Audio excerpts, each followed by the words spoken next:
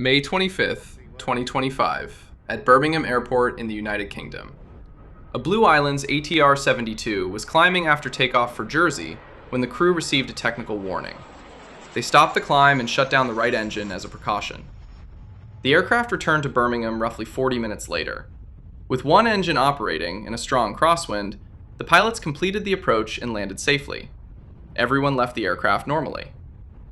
The precise fault has not been made public. Blue Islands confirmed only a technical indication followed by a precautionary engine shutdown. Claims about a bird strike or a specific mechanical failure remain unconfirmed. The important detail is the order of the crew's actions: stop the climb, secure the affected engine, and prepare a stable return. That procedure kept a technical problem from becoming a more serious emergency.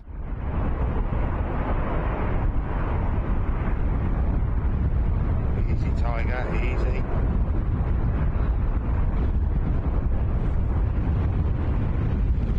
Yeah, that's a magnificent landing.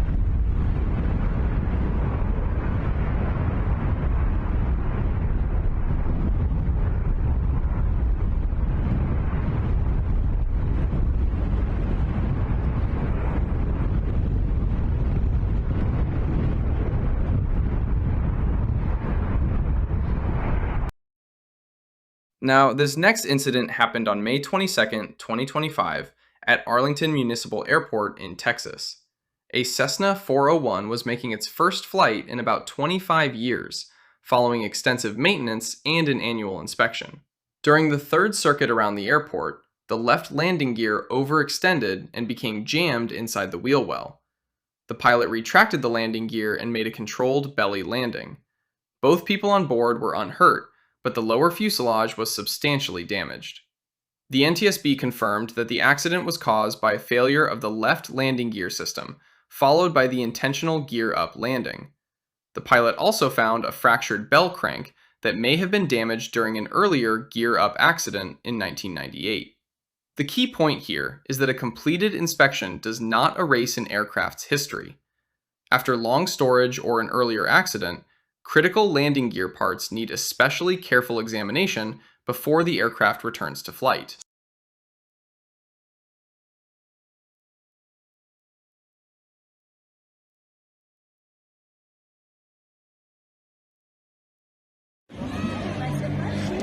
Eita aí, puta que pariu! Caralho! Our third case takes us to Afonsos Air Force Base in Rio de Janeiro, Brazil, on May 18th, 2025. A kit-built Vans RV-8 was performing aerobatic maneuvers during a public air show. During a low descending maneuver, the aircraft struck the ground at high speed. The landing gear separated, and the airplane slid across the grass before stopping. The pilot climbed out without injury, but the aircraft was substantially damaged. No official report has established why the aircraft lost height. A bird strike was mentioned in early reports, but Brazilian authorities did not confirm it. The actual cause, therefore, remains unknown. What this video does show is how little recovery height exists during low-level aerobatics. Once the flight path drops below the planned line, only seconds may remain to prevent ground contact.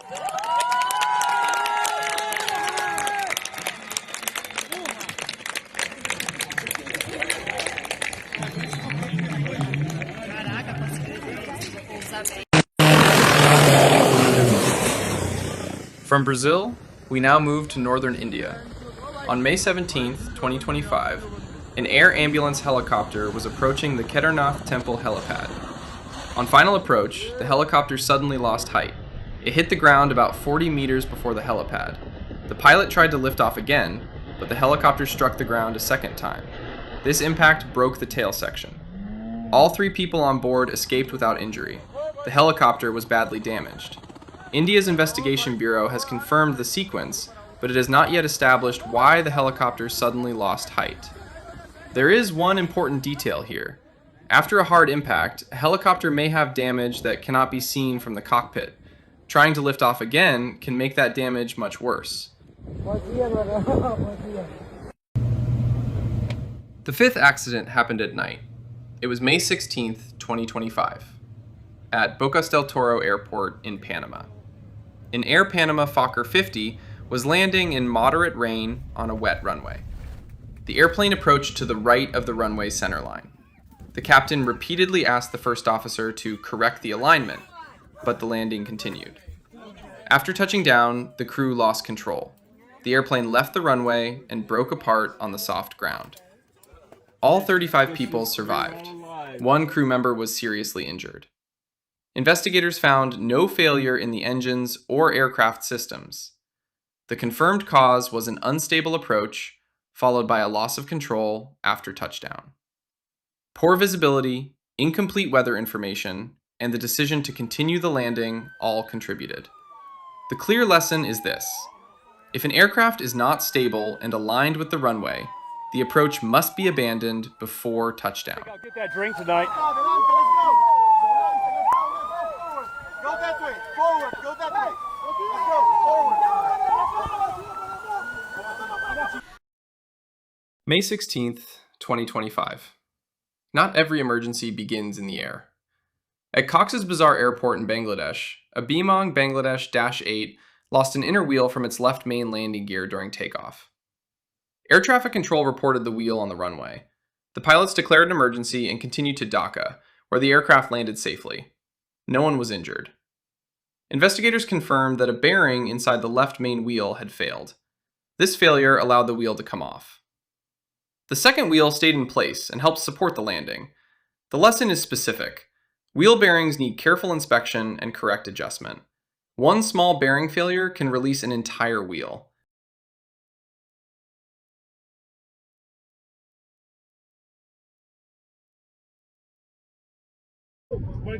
April 5th, 2025.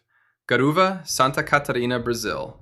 A Flyer Pelican 500 BR suddenly lost engine power during a local flight. The pilot turned the BR 101 highway into an emergency runway. The aircraft descended between moving cars and trucks, then landed without hitting any vehicle. The pilot and passenger were not hurt, and the aircraft was not damaged. CENIPA classified the event as an engine failure or malfunction. However, investigators did not establish why the engine lost power.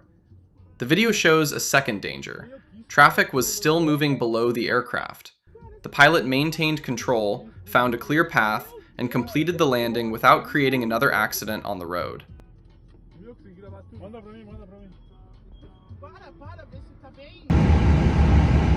Now, this next accident happened on April 3rd, 2025, at Orlando Sanford International Airport in Florida.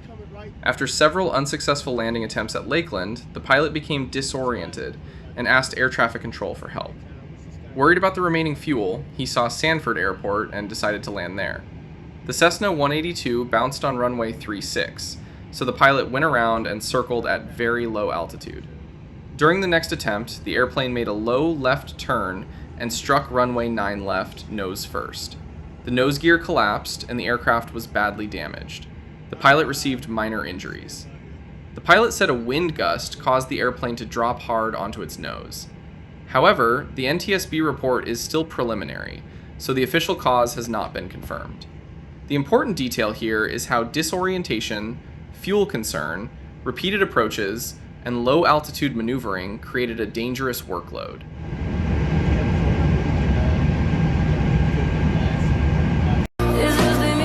Our next case takes us to Mogadishu, Somalia, on April 1st, 2025. A United Nations Dash 8 left for Baidoa with 22 people on board. Soon after departure, the crew detected a landing gear problem. The nose gear would not extend, so the pilots returned to Mogadishu and prepared to land without it. The main wheels touched down first. As the aircraft slowed, the nose settled onto the runway and slid to a stop. The United Nations reported that one passenger was slightly injured during the evacuation. Everyone else was unharmed. Watch how long the pilots keep the nose above the runway. Lowering it only after the speed had fallen reduced the impact on the front of the aircraft.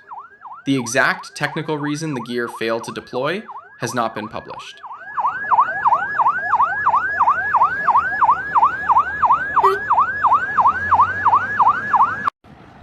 From Mogadishu, we now move to Gaithersburg, Maryland. On March 27, 2025, a Mooney Super21 approached runway 32 with its landing gear still retracted. The aircraft touched the runway on its belly, and the propeller struck the pavement. Instead of stopping, the pilot added power and went around. During the climb, the landing gear extended normally. About 5 minutes later, the aircraft returned and landed on the same runway with the gear down. No official investigation has confirmed why the gear was retracted during the first approach. The go-around also created a second risk. Even a brief propeller strike can damage the propeller or the engine crankshaft.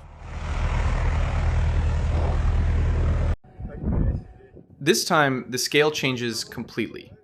On March 22, 2025, at Lipetsk Air Base in Russia, a Sukhoi Su-34 approached with its landing gear still retracted.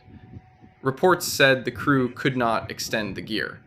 Before landing, part of the cockpit canopy was released to provide a faster emergency exit. The jet touched down on 2 weapon pylons beneath its engines and deployed its braking parachute. During the slide, the left engine nozzle broke away. Despite the damage, the aircraft remained upright and came to a stop. Both crew members were unharmed. The detail to watch is underneath the engines. The pylons carried much of the weight and kept most of the airframe above the runway. They were never designed as landing skids, but here they helped limit further damage.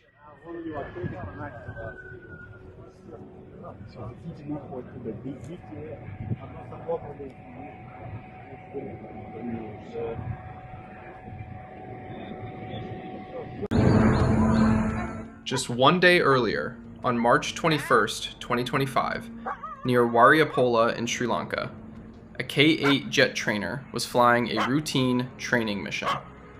A qualified instructor and another Air Force pilot were on board when an emergency developed. Both pilots ejected, and the aircraft crashed into a coconut field.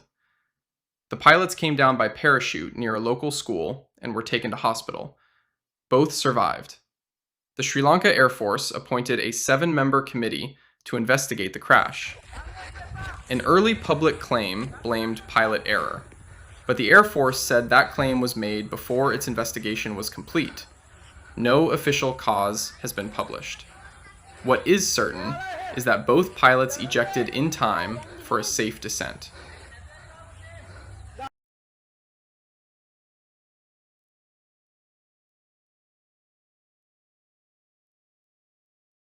Now we move to a frozen lake. On February 23, 2025, at Alton Bay, New Hampshire, a Beechcraft Bonanza approached an ice runway. Expecting little braking on the ice, the pilot flew lower and slower than usual. She used a snowbank before the runway as her aiming point. The airplane struck the snowbank. Its nose dropped, the propeller hit the ice, and the aircraft spun around. The right wing was badly damaged, but neither person was injured. The NTSB found no mechanical failure. The confirmed cause was an incorrect approach path. Trying to shorten the landing roll placed the aircraft too low before the runway. Leaving the ice behind, we returned to a normal runway. On February 10, 2025, at Sorocaba Airport in Brazil, an Aero Commander 690D prepared for an emergency landing. The main gear was down, but it was not locked. When the wheels took the aircraft's weight on runway 01, both main gear legs folded backward, and the fuselage settled onto the pavement. All 4 people left the aircraft without injury.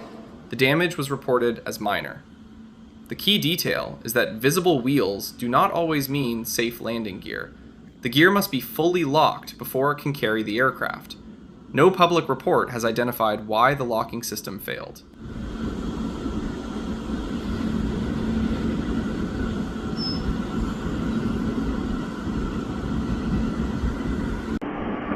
February 10th, 2025, Scottsdale Airport, Arizona.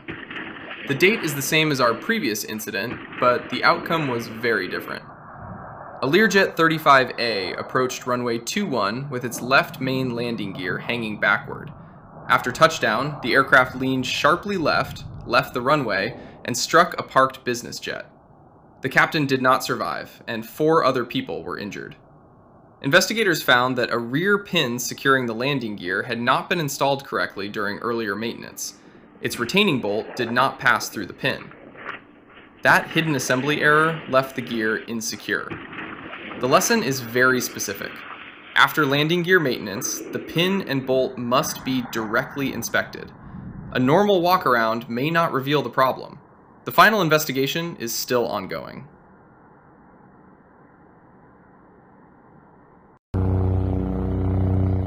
December 29th, 2024, near Ixcan, Guatemala. A Guatemalan Air Force Bell 407GX was flying low above the Chixoy River. During the flight, the helicopter struck high-voltage power lines.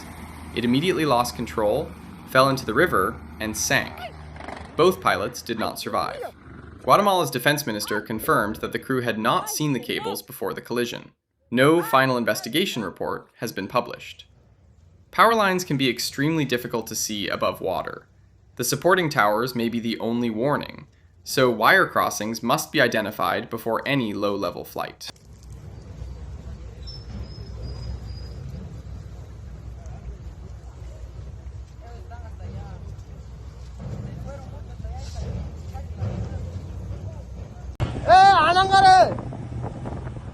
December 25th, 2024, near Aktau Airport, Kazakhstan. Just 4 days before the previous incident, an Azerbaijan Airlines Embraer 190 was trying to land with almost no normal flight control remaining. The flight was traveling from Baku to Grozny. After 2 unsuccessful approaches, external fragments damaged the aircraft. Its normal flight controls failed, so the pilots crossed the Caspian Sea and steered mainly by changing engine thrust. The jet struck the ground near Aktau, broke apart, and caught fire. 67 people were on board. 29 survived, while 38 did not, including both pilots and the senior flight attendant. Kazakhstan's interim report says the damage was probably caused by fragments from a warhead, but their exact origin has not been identified. The crew's ability to reach Aktau using engine thrust remains the most remarkable detail. The final investigation is still ongoing.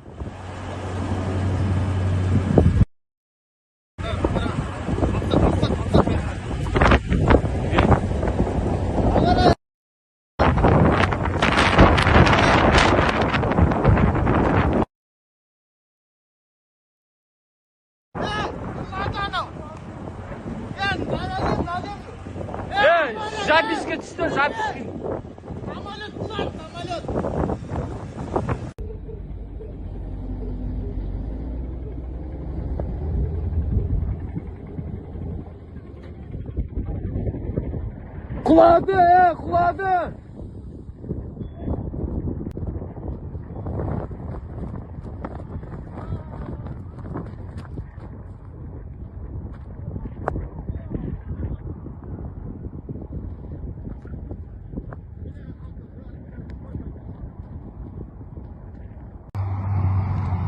December 11th, 2024, Victoria, Texas. Unlike the damaged airliner over the Caspian, this airplane lost both engines for a completely preventable reason. After about 5 hours on an aerial survey, the twin-engine Piper Chieftain was 10 miles from the airport when both engines stopped. The pilot turned toward a service road for a forced landing. The airplane struck 3 vehicles and a traffic light pole, breaking off its right wing and rear fuselage. Everyone survived. 1 person on the ground was seriously injured, while the pilot and 3 others received minor injuries. The NTSB confirmed fuel exhaustion caused by inadequate pre-flight planning and inspection. The pilot had not calculated the flight's fuel burn and likely started with less fuel than he believed. Fuel quantity must be measured and compared with the planned burn and required reserve.